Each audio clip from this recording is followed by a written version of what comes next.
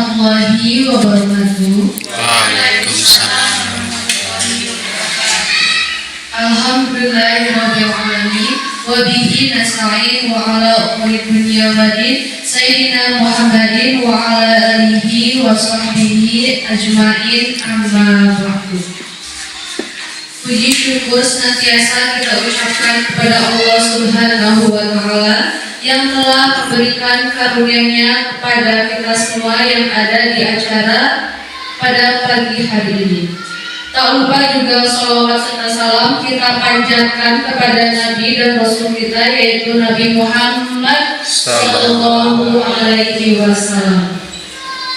Yang terhormat kepada Bapak Kepala Sekolah dan Dewan Guru SD Negeri Ciasmara 5, dan tak lupa kepada kakak-kakak mahasiswa dari Universitas Muhammadiyah Bogor Raya.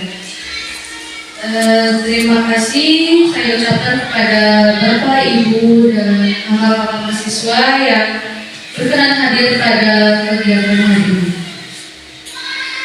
Baik, pada kesempatan hari ini saya akan membacakan susunan acara ini.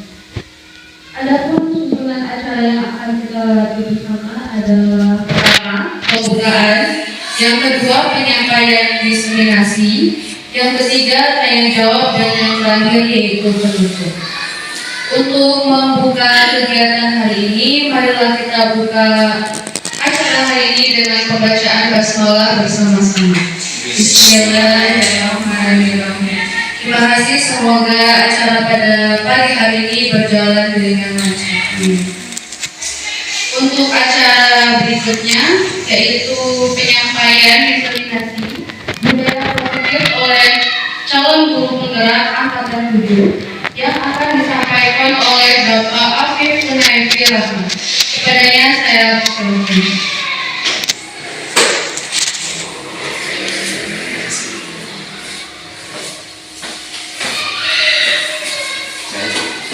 Assalamualaikum warahmatullahi wabarakatuh. Yang terhormat Bapak Kepala Sekolah, yang terhormat Ibu Guru SD Ciasmara 05 serta Bapak Guru, yang terhormat kakak-kakak mahasiswa dari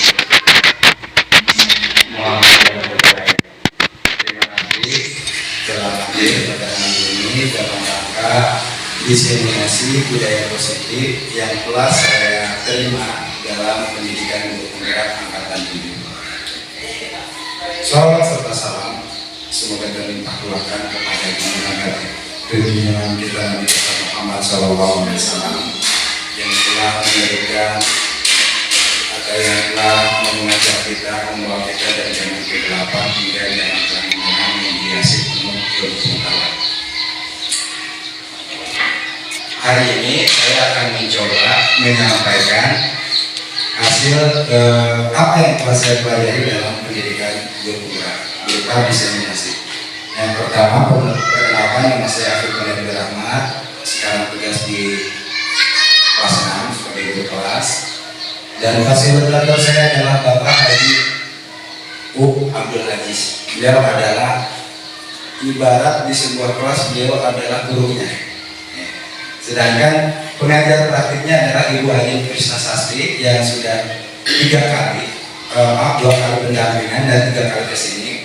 Bapak Ibu pernah lihat Ibu Haji. Beliau adalah semacam coach, mentor saya dalam menjalankan tugas-tugas guru penggerak. Selanjutnya, di sini saya akan menyampaikan kesimpulan dan refleksi hasil dari apa yang telah saya pelajari. Yang pertama adalah kesimpulan. Dalam kesimpulan ini saya dibimbing untuk menjawab beberapa pertanyaan terkait apa itu budaya positif. Nah, kesimpulan mengenai peran CDP dalam menciptakan budaya positif di sekolah dengan menerapkan konsep-konsep inti seperti disiplin positif, motivasi, perilaku manusia, hukuman penghargaan, posisi kontrol, restitusi, keyakinan sekolah, keyakinan kelas, segitiga restitusi, dan keterkaitannya dengan materi sebelumnya, yaitu filosofi pendidikan nasional di negara. Nilai dan peran guru penggerak serta visi guru penggerak. Ini di modul-modul sebelumnya yang telah kami pelajari. Selanjutnya, nah, bisa Bapak Ibu lihat, ketika saya mempelajari budaya positif, saya ditanya, sebagai pendidik yang telah mempelajari filosofi Ki Hajar Dewantara, modul 1, nilai dan peran guru penggerak, modul 1.2, yang modul 1.3-nya visi guru penggerak, maka saya harus melibatkan diri dalam mengembangkan budaya positif. Apa itu budaya positif? Nanti akan dijelaskan di selanjutnya. Budaya positif ini terjadi di lingkup sekolah, yaitu dengan cara menumbuhkan lingkungan positif. Lingkungan positif dalam lingkup kelas melalui penanaman disiplin positif yang ada pada diri murid. Ini rangkumannya Bapak Ibu ya. Kemudian dari hasil disiplin positif ini, maka saya sebagai guru penggerak harus bisa menyusun dan menyepakati bersama keyakinan kelas. Apa itu keyakinan kelas? Akan dibahas di slide selanjutnya. Kemudian, agar tercipta suasana positif yang aman, nyaman, menyenangkan, yang akhirnya menghasilkan merdeka belajar.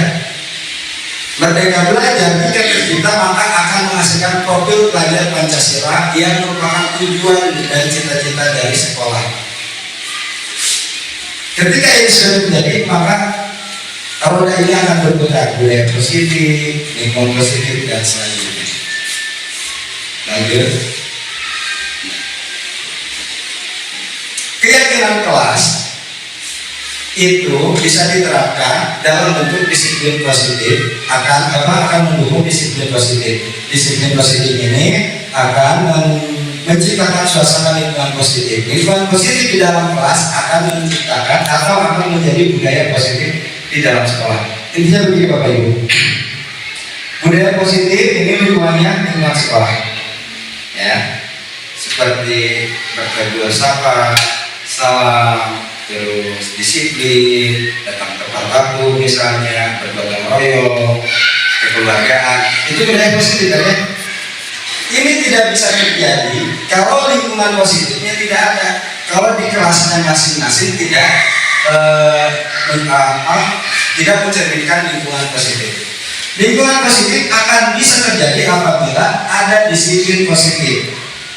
Nah, apa sih positif nanti akan dijelaskan dalam slide berikutnya. Lanjut.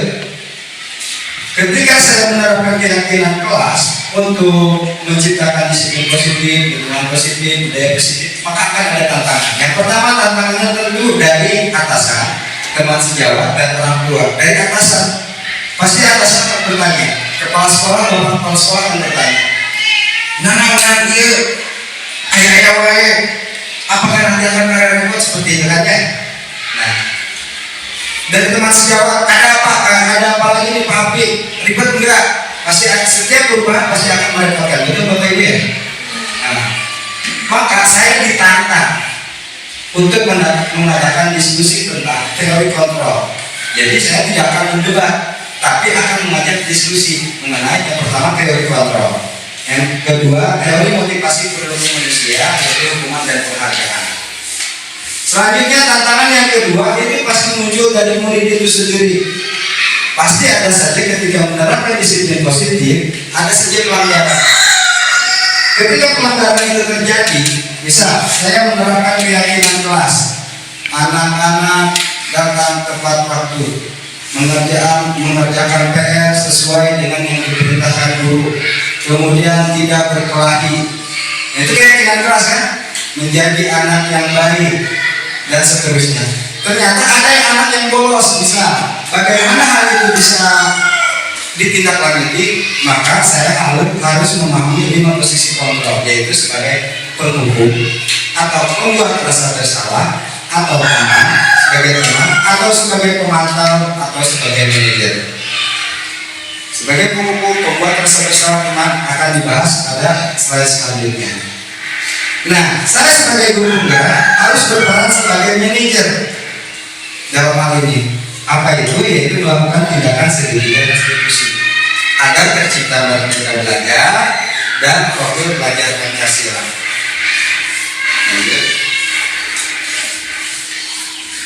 refleksi. Dalam refleksi ini saya melakukan refleksi terbimbing karena berdasarkan pertanyaan-pertanyaan romantik.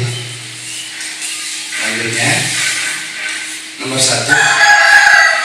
Pertanyaannya, sejauh mana pemahaman Anda tentang konsep-konsep mimpi yang telah Anda pelajari dalam modul ini, yaitu disiplin positif, teori kontrol, teori motivasi, hubungan penghargaan, posisi kontrol dulu, kebutuhan dasar manusia, keyakinan kelas, segitiga restitusi.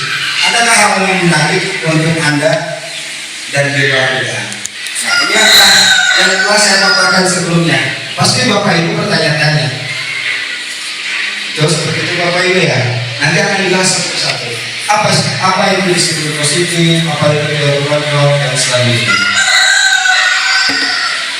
Kemudian saya mencoba untuk membuat peta konsep. Sedapat mungkin untuk memahami materi ini saya bikin kata konsep seperti ini.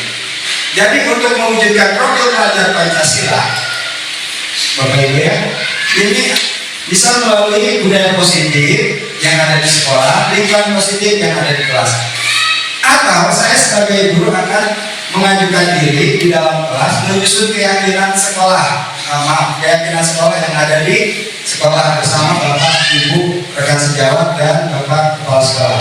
Kemudian diturunkan dalam keyakinan kelas yang akan membentuk disiplin positif. Dan disiplin positif ini, maka kita harus memahami teori motivasi, hubungan dan penghargaan, serta disiplin positif ini dapat ditegakkan melalui segitiga restitusi kebutuhan dasar manusia. Posisi saya ada di sini, posisi kontrol dulu. Yang sebelumnya sebagai penghukum, sebagai pemantau, sebagai manajer, yang 5 itu. Kemudian memahami teori kontrol untuk menciptakan disiplin positif dan pelajar Pancasila. Nah, kita masuk ke materi inti. Apa itu budaya positif?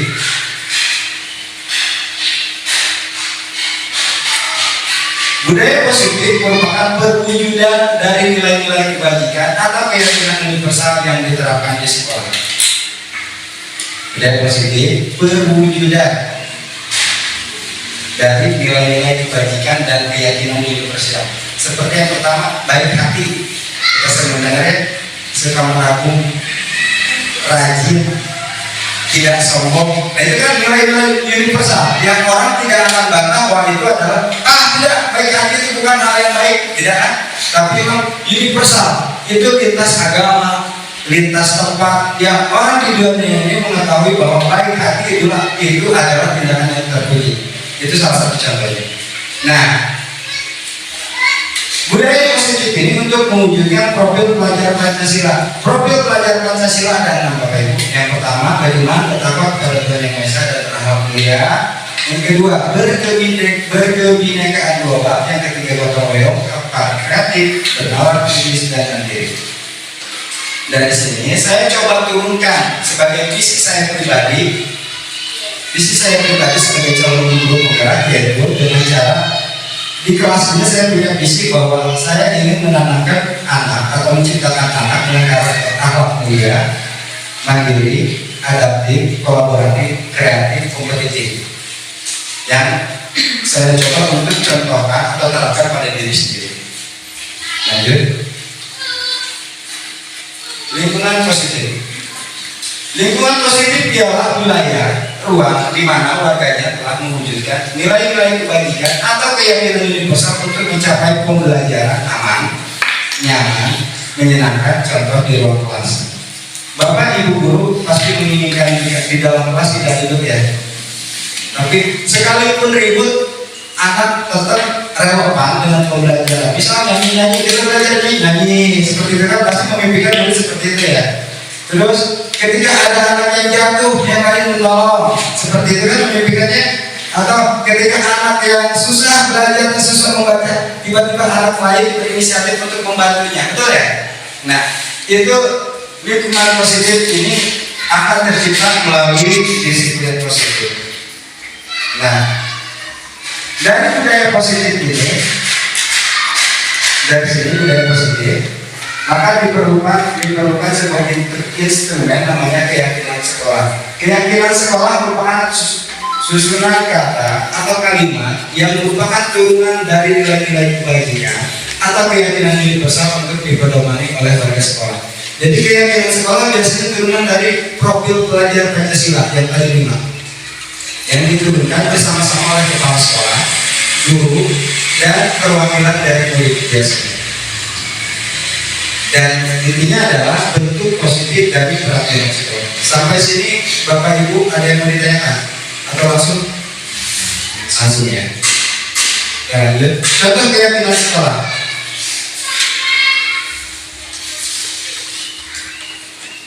Contoh keyakinan sekolah yang pertama disiplin. Disiplin.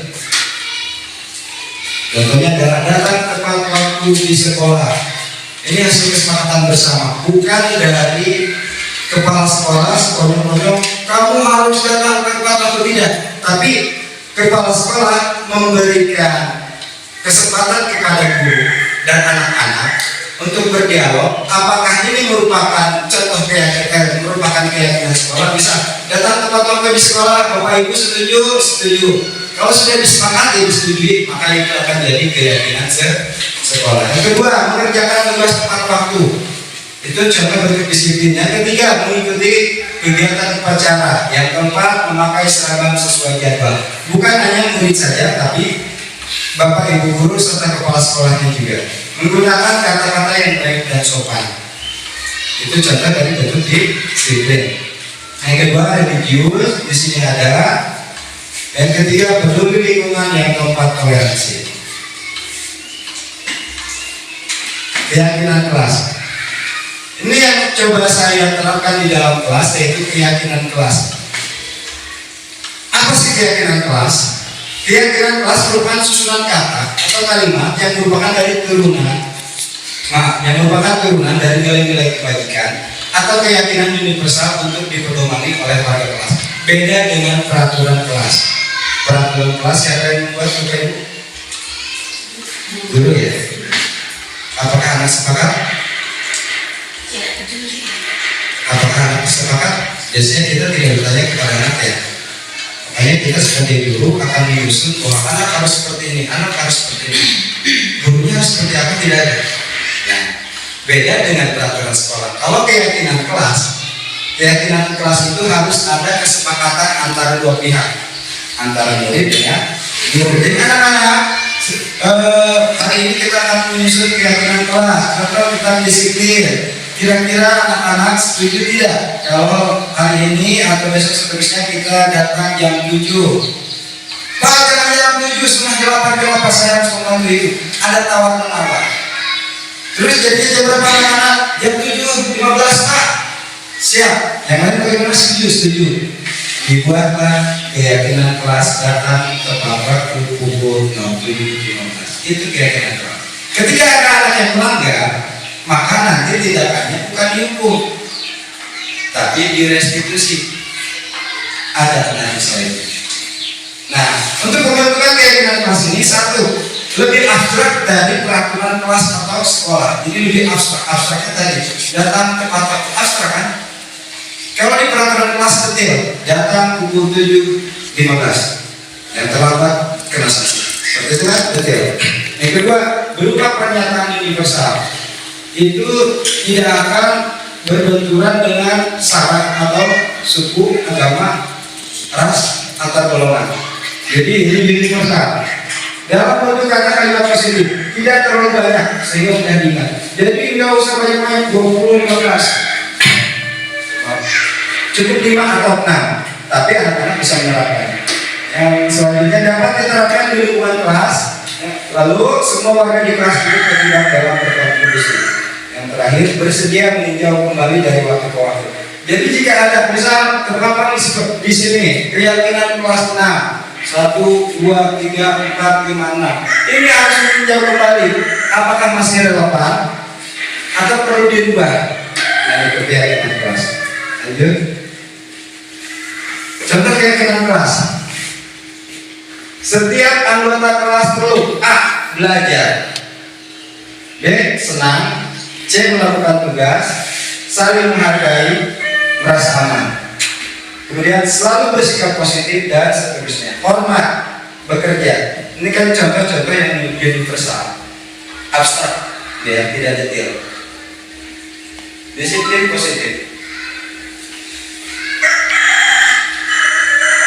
Kita sering terkecoh, atau saya akan bertanya dulu, apa sih arti disiplin Bapak Ibu? Sebelum kita melanjutkan ini, saya akan bertanya dulu, apa arti disiplin? Si Budi datang jam 7.15 setiap hari, apakah dia anak disiplin? Saya seperti itu ya. Terus si Andi misalnya, dia selalu mengerjakan tugas tanpa pernah terlewat, apakah dia anak disiplin? Si Ani misalnya,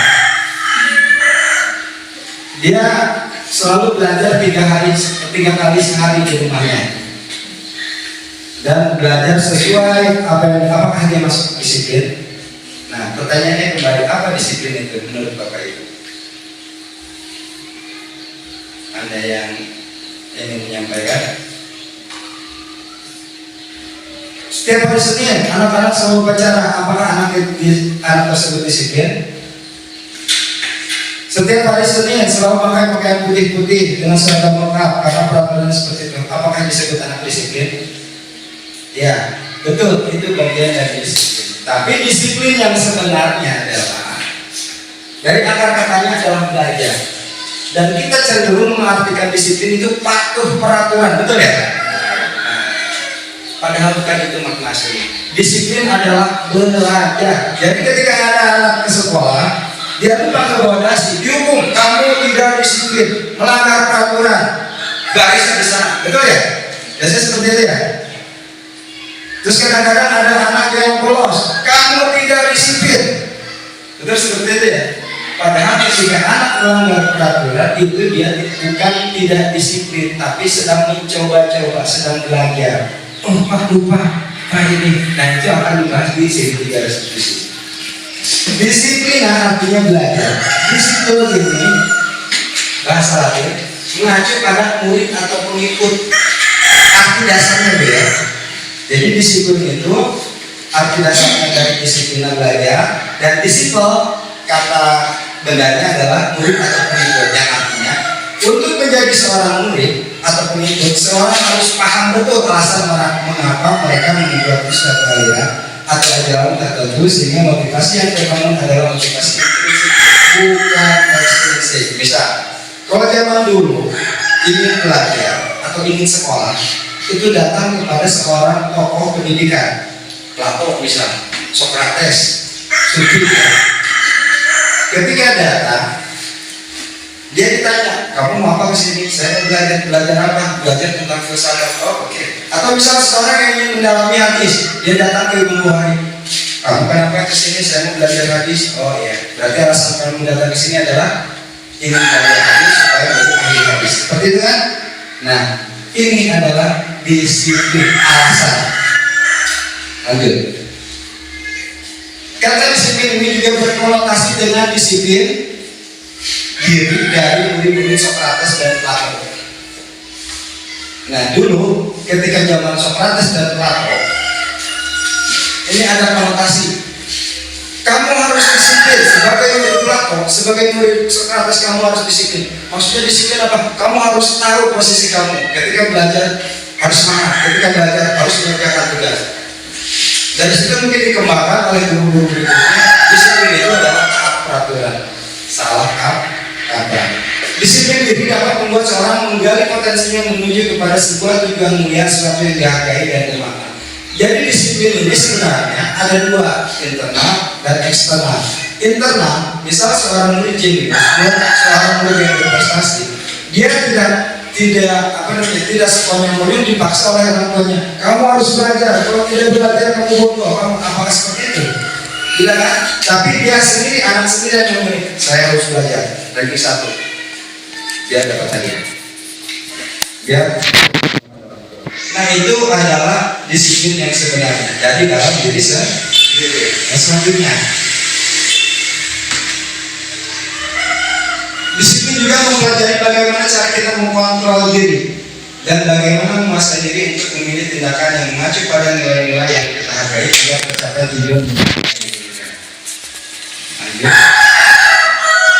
Dengan kata lain, seseorang yang memiliki disiplin diri berarti mereka bisa bertanggung jawab terhadap apa yang dilakukannya, karena mereka mendasarkan tindakan mereka pada nilai-nilai kebajikan universal. Kita sering mendengar kisah-kisah orang sukses, dan dari orang sukses itu rata-rata bukan ditempa oleh keadaan atau dipaksa oleh orang tua. Jangan orang sukses, orang pintar itu yang dipaksa oleh orang tua. Tapi orang sukses itu biasanya berasal dari dirinya sendiri. Orang tua, lingkungan itu hanya membantu. Yang memutuskan dirinya sukses atau tidak dirinya sendiri. Betul ya? Ya. Bisa. Saya ingin juara Olimpiade. Ayah ibunya sudah memaksa, menyediakan lingkungan. Lingkungan sekolah sudah menyediakan dunia yang terbaik. Kalau anaknya tidak mau, apakah akan sukses? Tidak. Lanjut. Di sini disiplin positif merupakan pertanggungjawaban atau verantwoording. Nah, ini bahasa Belanda susah dilafalkannya, mohon maaf. Itulah selalu menjadi sisi hati. Hak atau kewajiban diri seseorang yang pegang kekuasaan atau pimpinan pada dunia. Adapun artinya tidak lain ialah orang tadi harus mempertanggungjawabkan dirinya serta tertibnya laku diri dari segala hak dan kewajiban. Dikutip dari Ki Hajar Dewantara. Nah, di sini ada teori kontrol. Merupakan perubahan paradigma pola pikir dari stimulus respon ke teori kontrol atau paradigma. Mohon izin Bapak Ibu, coba kami dikedepankan. Kalau sebelumnya dikedepankan. Anggap di situ kita memiliki kertas yang tertuliskan sesuatu yang paling Anda hargai, yang paling Anda yakini, yang paling berharga. Siap kan? Siap? Kemudian gambar. Oke. Saya kasih gambaran, bisa di situ ada anak, ibu, bapak, harta, media, agama, apapun itu terserah. Siap kan? Tiba-tiba teman di sebelah Anda membujuk, memaksa, merayu Anda agar kepalan tangan Anda dilepas. Buat aku dong. Kalau enggak, bisa ya. Bisa anak, suami, pacar, istri, apapun itu. Teman Anda di sebelah, bukan dong, buat saya dong. Kira-kira Anda membukanya atau tidak? Kenapa? Kenapa juga? Kenapa Anda meyakini saya? Kenapa tidak harus dibuka? Milik kita. Sebagai satu lagi, keyakinan agama. Misal kita menggenggam keyakinan agama. Datang orang yang lain, akan buka pindah agama aku. Kira-kira Bapak Ibu mau nggak? Nah, kenapa tidak mau? Karena kita yakin kan? Kecuali misal, saya ambil contoh lagi. Misal di situ yang kita pegang adalah uang 500 perak. Teman Anda kemudian menawarkan, ayo buka dong buat aku, ganti 10.000. Kasih nggak? Jadi pertanyaannya, siapa yang mengontrol diri Anda? Kalau kita sudah mengontrol diri sendiri, tidak perlu lagi orang yang memaksa. Ya betul. Bahkan uang 500 perak tadi tanpa perlu dipaksa ditunjukkan, udah buat kamu aja. Betul ya? Kita yang memilih. Oke, ini namanya teori kontrol. Contohnya tadi, Anda tidak bisa mengontrol orang lain, hanya Anda yang bisa mengontrol diri sendiri. Dari simulasi tadi. Yang pertama, ilusi kontrol mengontrol nama. Ilusi guru mengontrol diri. Pada saat di kelas kita sering beranggapan murid bisa saya kontrol. Anak-anak dia, betul ya? Anak-anak siap. Anak-anak berdoa. Berdoa. Anak-anak pulang. Gitu kan? Kita seolah-olah memiliki kontrol. Saya bisa mengontrol anak-anak dengan baik. Padahal bohong. Yang bisa mengontrol anak-anak dia mau karena takut, karena ingin hadiah, betul ya? Padahal bisa aja dari 20 anak-anak yuk, anak-anak duduk, tapi ada aja anak yang lari-lari, betul ya? Dia memilih untuk tidak taat. Berarti dari situ kita ambil kesimpulan bahwa yang mengontrol murid adalah dirinya sendiri. Kita hanya mencoba mengarahkan. Yang kedua, ilusi bahwa kritik membuat orang merasa bersalah dapat menguatkan karakter. Kamu bodoh amat, nggak belajar, kenapa? Itu kan kritik ya. Kenapa kamu bodoh? Kenapa kamu tidak belajar? Belajar itu bagus kok. Seperti itu. Ini ilusi. Padahal anak bisa memilih dalam hatinya bodoh amat. Saya belajar, kenapa itu yang pusing? Betul ya?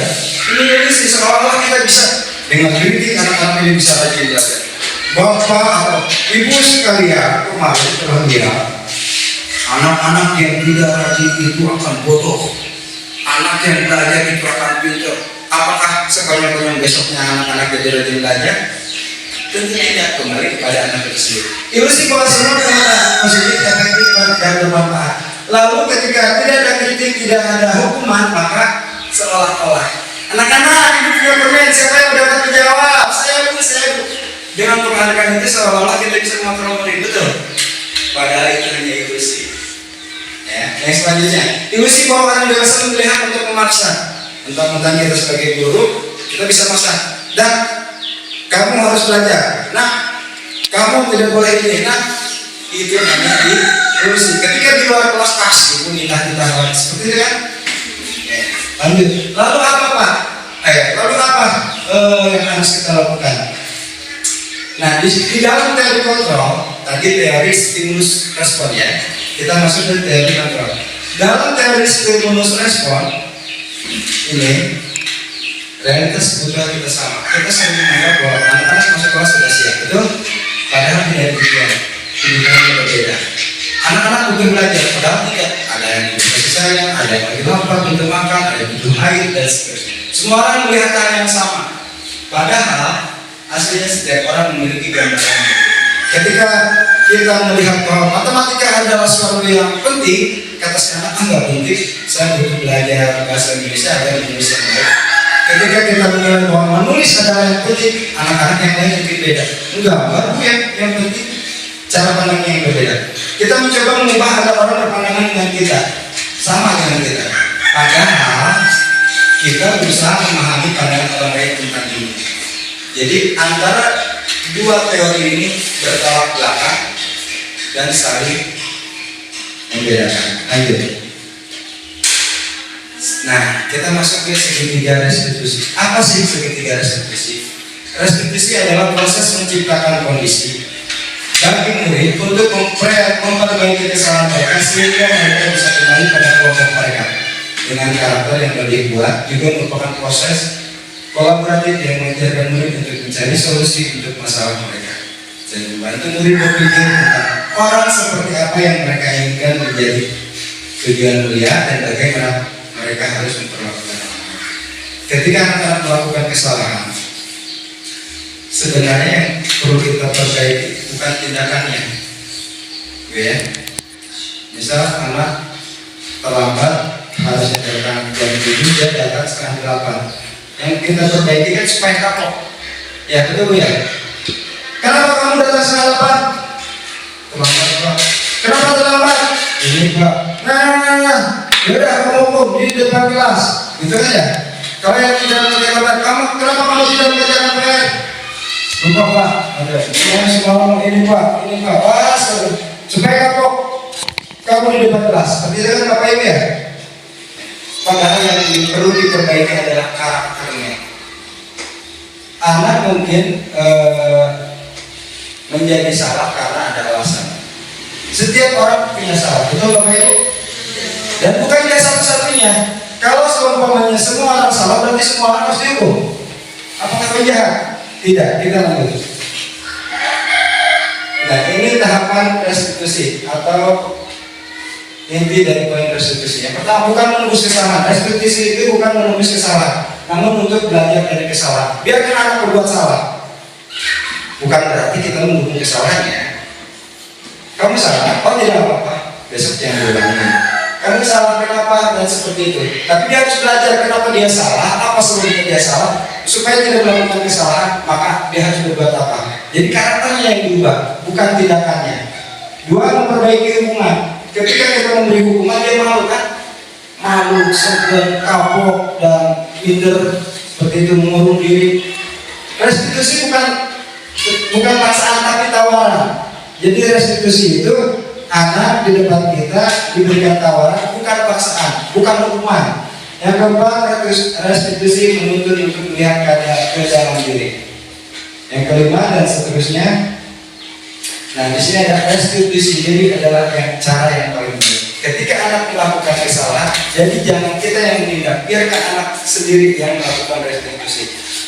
Restitusi, apa sih restitusi? Ini. Nah, ibu pernah ingat di SMP, SMA ada guru BPK. Kalau melakukan kesalahan pasti dipanggil guru BPK. Takut ya? Restitusi sama seperti guru BPK, tapi ke arah konseling, bukan ke arah hukuman. Yang pertama yang harus dilakukan dalam tahapan segitiga restitusi adalah menstabilkan identitas berupa ketika anak melakukan kesalahan, maka akan muncul pertanyaan. Kita stabilkan dulu. Kamu kenapa berbuat salah? Seperti itu kan? Tenang, apa-apa. Semua orang pasti melakukan kesalahan, betul tidak? Ibu juga pernah. Anak udah tenang dulu kalau begitu kan? Enggak merasa bersalah kan ya? Tidak ketakutan. Kemudian yang selanjutnya, kamu bukan satu-satunya yang pernah melakukan kesalahan ini. Tenang, bukan kamu satu-satunya, santai aja. Itu bukan berarti kita mendukung kesalahan dia ya, tapi hanya sebatas menstabilkan identitas. Yang kedua, yang selanjutnya adalah validasi tindakan yang salah. Kalau sudah tenang, maka kita arahkan ke kamu tentu punya alasan melakukan itu kan. Misal anak kesiangan, kamu kenapa kesiangan, kamu kenapa bolos, kamu kenapa tidak mengerjakan PR, kamu kenapa memukul teman kamu dan seterusnya. Lanjut, adakah cara efektif untuk mendapatkan apa yang kamu butuhkan?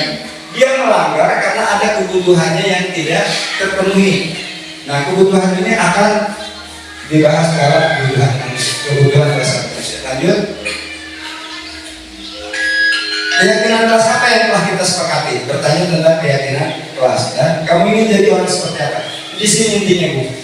Jadi kita merubah bukan tindakannya, tapi karakter. Lanjut. Kebutuhan dasar manusia itu ada 5. Yang pertama, kebutuhan untuk memuaskan bertahan hidup. Ya, ketika dia melakukan kesalahan, pelanggaran, itu pasti ada alasannya. Mungkin bertahan hidup. Misal dia tidak masuk sekolah, saya harus cari uang Bu. Misal dia tidak tidak mengerjakan PR, saya malam nyari makan susah Bu, jadi saya masak sampai lupa. Kan ada kebutuhannya yang tidak terpenuhi, penguasaan dan seterusnya. Ketika seorang murid melakukan suatu perbuatan yang bertentangan dengan nilai-nilai kebajikan atau pelanggaran peraturan, hal itu sebenarnya dikarenakan karena mereka gagal memenuhi kebutuhan dasar. Ini yang harus kita gali sebagai guru. Anak berbuat salah pasti ada alasan, Alasannya itu kebutuhan mana, kebutuhan mereka yang mana yang tidak terpenuhi. Bukan berarti kita memenuhinya, tapi menanyakan alasannya agar kemudian hari anak tersebut dapat memperbaiki. Dari motivasi, ketika melakukan sesuatu, kita cenderung membagi ke dalam 3 kelompok. Yang pertama, untuk menghindari ketidaknyamanan atau hukuman. Anak masuk kelas seperti disiplin itu mungkin karena dia takut dihukum, atau ingin mendapatkan ujian, apresiasi, hadiah dan seterusnya. Ini sebenarnya adalah motivasi eksternal yang telah dibahas sebelumnya. Yang ketiga, untuk menjadi orang yang mereka inginkan dan menghargai diri sendiri dengan nilai-nilai yang mereka percaya. Ini yang paling baik. Kenapa kamu melakukan ini? Karena saya ingin jadi orang baik. Nah, ini yang paling baik. motivasi ini yang berasal dari internal. Misal, tapi kenapa datang jam 7? Takut dihukum oleh kepala sekolah. Nah, itu tidak baik. Yang kedua, tapi kenapa aktif di KKG misal? Karena saya ingin mendapatkan penghargaan dari atau segala ini juga kurang baik. Yang paling baik ketika ditanya, tapi kenapa aktif, kenapa ini, kenapa baik? Karena saya ingin jadi orang yang bermanfaat. Nah, itu kan enak. Ya dalam ya. Lanjut yang terakhir, posisi kontrol guru.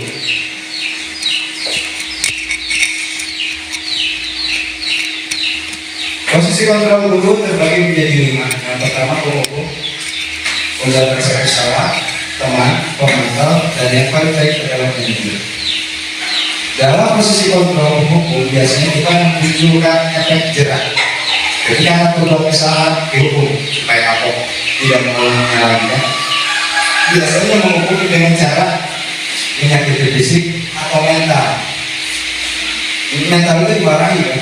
Kamu bodoh, kamu malas, seperti itu kan kamu kan?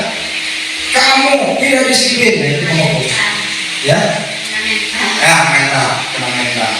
Atau supaya kamu kapok berdiri, supaya kamu kapok lari, seperti itu. Nulis. Atau pembuat rasa bersalah. Pembuat rasa bersalah akan menggunakan keheningan yang membuat orang lain merasa tidak nyaman, bersalah atau rendah diri. Misalnya, didiamkan, diajukan, diabaikan. Atau kamu tahu nggak? Tadi rasa kamu melakukan itu, orang itu merasa sedih. Terus dia akan bilang ke orang tua seperti itu. Orang yang ini melakukan pelanggaran akan sebagai teman ini yang sering kita lakukan di biasanya guru-guru zaman now yang lihat sebagai teman tidak menyakiti murid namun akan tetap berupaya memotong murid melalui proses tolong dong bantu ini dong kalau kamu tidak mengerjakan nah itu sebagai teman itu sendiri ya ayo anak-anak bantu dia ayo dong gimana dong pokoknya kita sebagai teman ini juga baik itu hanya saja si anak nanti akan memiliki ketergantungan efek negatif. Sebagai pemantau, posisi pemantau berdasarkan pada peraturan dan konsekuensi. Ketika anak melanggar, maka akan ditanya oleh guru. Kamu tahu tidak peraturan apa? Lalu apa konsekuensinya? Kamu siap? Nah, seperti itu biasanya pemantau. Nah, saya di guru penggerak diajarkan untuk menjadi posisi manajer. Apa itu posisi manajer? Posisi di mana guru berbuat sesuatu bersama-sama dengan murid, mempersilahkan murid mempertanggungjawabkan perilakunya, mendukung murid agar dapat menemukan solusi atas permasalahannya sendiri. Seorang manajer telah memiliki keterampilan di posisi teman maupun sebagai penantang. Jadi sebagai manajer, dia bukan satu-satunya stuck di sini, tapi juga harus menguasai sebagai teman. Ayo bantu apa ya? Supaya kamu hebat. Nah, jadi kan supaya kamu hebat sebagai pemantau untuk peraturan juga supaya kamu berprestasi. Tahu Pak harus belajar. Oke, kamu siap ya? Manajer. Lanjut.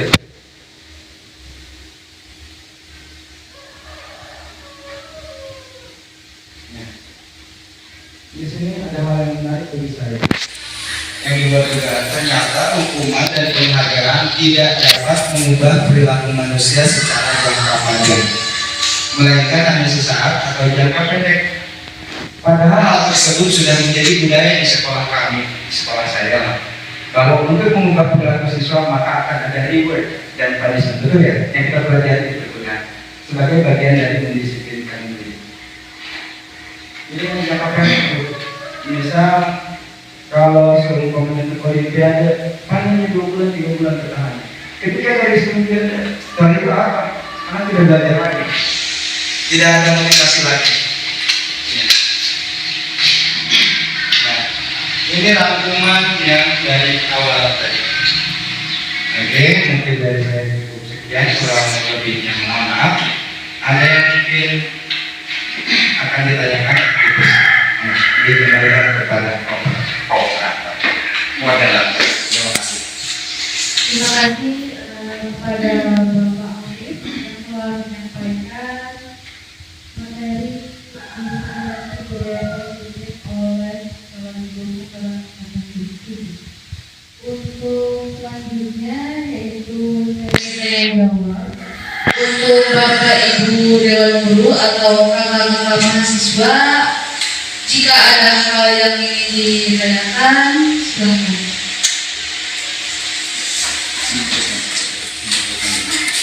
Ibu.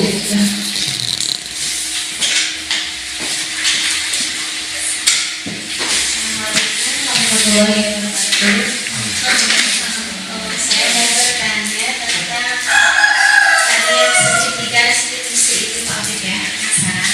Kemarin pernah dengar cerita Pak Afif tapi belum terlalu jelas gitu ya.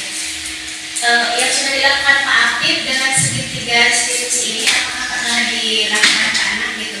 Dan mau diceritakan gitu biar teman-teman di sini juga pada tahu gimana itu prosesnya gitu. Terima kasih.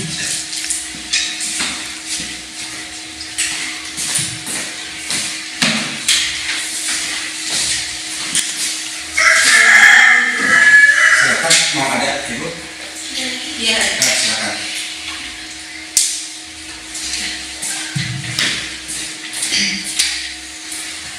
Tapi Silakan Bu. pertanyaan saya tentang segitiga restitusi tadi. Iya. Nah, ada yang mengatakan jika ada anak yang melakukan kesalahan, maka serang kesalahannya, bukan si anaknya atau mentalnya.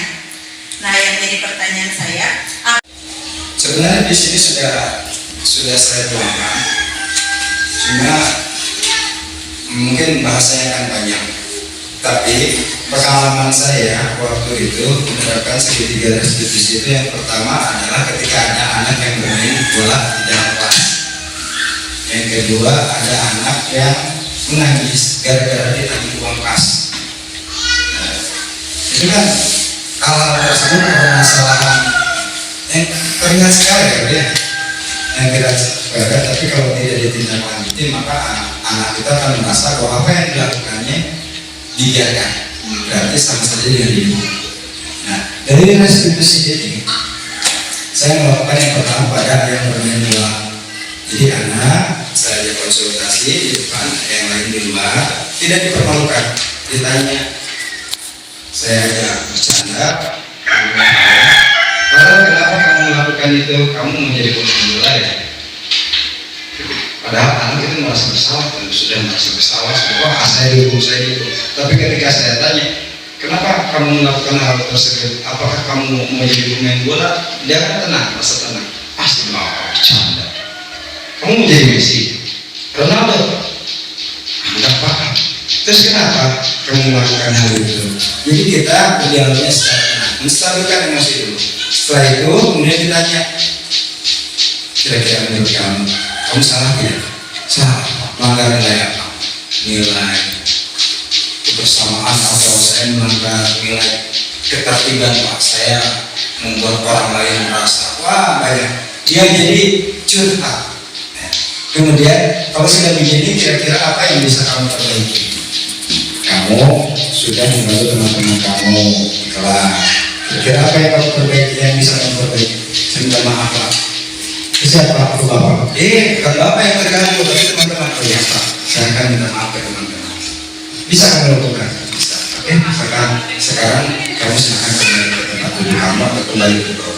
Jadi dikembalikan anak lagi.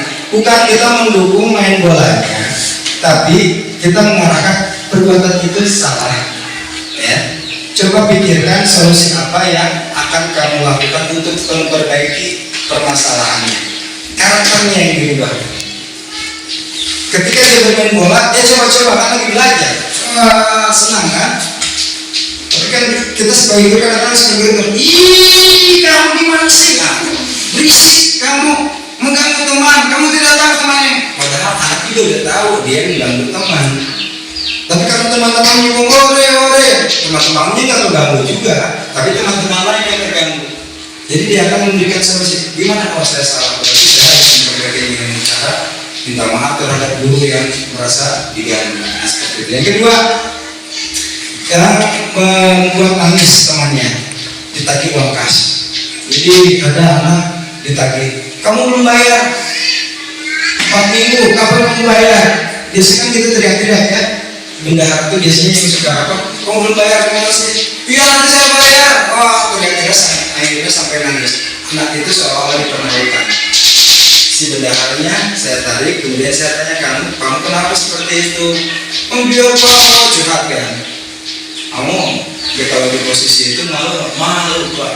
Terus gimana dong? Dia suka yang curhat. Terus gimana kira-kira untuk memperbaikinya? Saya akan minta maaf Pak, dan saya tidak akan mengulanginya. Jadi si anak yang memperbaiki dirinya sendiri, bukan kita. Akhirnya yang menarik pertanyaan dari Ibu Lili sangat bagus sekali. Jika ada anak yang melakukan kesalahan atau melanggar disiplin, serang kesalahannya, bukan anaknya. Terus bagaimana jika itu atau ada kejadian yang diserang itu anaknya, mentalnya? Menurut saya, ya sudah tentu saya tidak menyetujuinya ya, karena saya sudah belajar ini. Adapun ketika itu terjadi, maka guru tersebut seharusnya harus direstitusi. Ya. Jadi restitusi itu bukan hanya pada anak Bu, pada guru, pada teman. Karena kita kan sama-sama kayak konseling. Restitusi itu kayak konseling.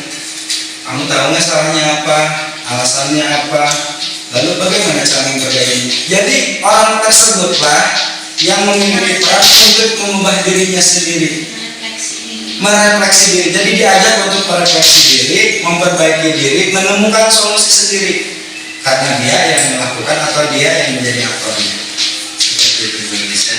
Kembali ke anak tadi, ya kita juga harus restitusi si anak-anak jadi korban kan. Kita dapat ini, kamu diapain sama bapak tadi? Saya dimarahin gini, oh iya. Apa-apa, bukan kamu aja yang dimarahin, ibu juga pernah loh. Supaya tenang kan? Jadi bapak ibu juga pernah, yang anak yang lain juga pernah, biasa aja. Kamu sakit hati, sama. Kita ada teman, ya udah tenang dulu kan. Nah, terus kamu kenapa bisa melakukan kesalahan itu? Ini bisa alasannya. Terus kira-kira menurut kamu bagaimana cara memperbaikinya? Untuk guru tadi kita bisa ajak dialog sebagai sesama rekan, bukan tidak perlu menggurui. Kita hanya perlu mengajak dialog, sharing aja. Mungkin seperti itu Bu Nis, mudah-mudahan saya puas. Terima kasih. Kakak yang lain mungkin? Baik. Nenek ini? Nyala. Habis kayaknya. Habis kayaknya. Baik. Apakah ada pertanyaan lagi atau tambahan? Cukup. Mungkin untuk selanjutnya yaitu sesi penutup. Marilah kita tutup kegiatan hari ini dengan pembacaan hamdalah bersama-sama.